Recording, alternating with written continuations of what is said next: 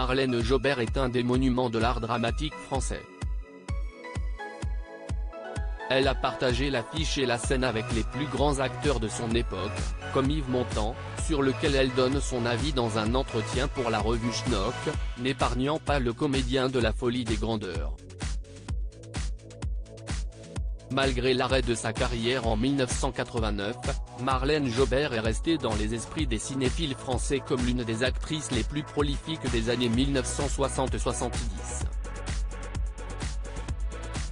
À son heure de gloire, elle a tourné avec les plus grands réalisateurs, comme avec Jean-Luc Godard en 1966 pour le long-métrage masculin-féminin, dans lequel elle donne la réplique à Jean-Pierre Léaud, acteur culte de la Nouvelle Vague.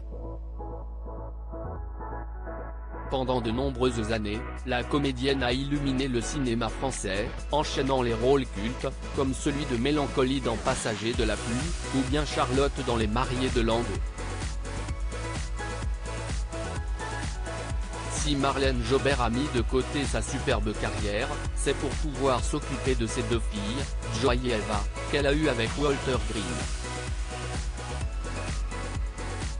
Des filles qui ont un parcours totalement opposé. Eva, elle, suit les traces de sa mère en tournant aux côtés des plus grands. En 2006, elle est notamment devenue la première James Bond girl de la saga Daniel Craig.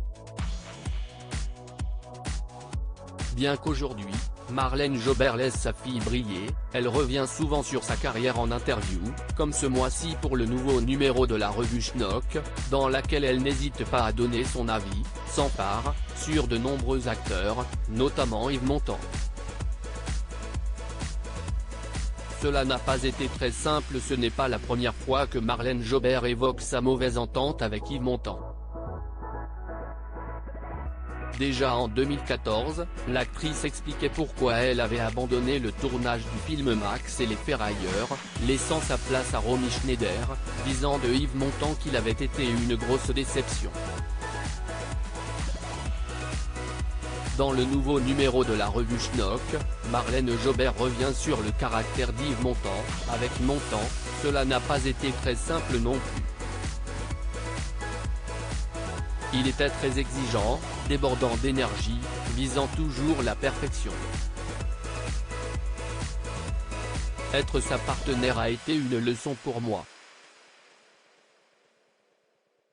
Pour le reste, on ne peut pas dire qu'il y avait une belle entente entre nous. Raconte la mère d'Eva Green.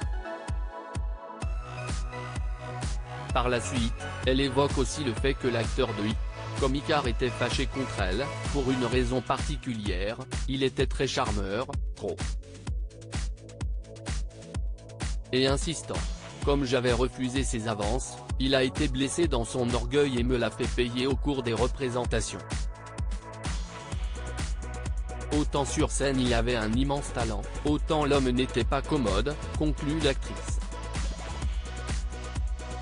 Ambiance dans les coulisses du cinéma français.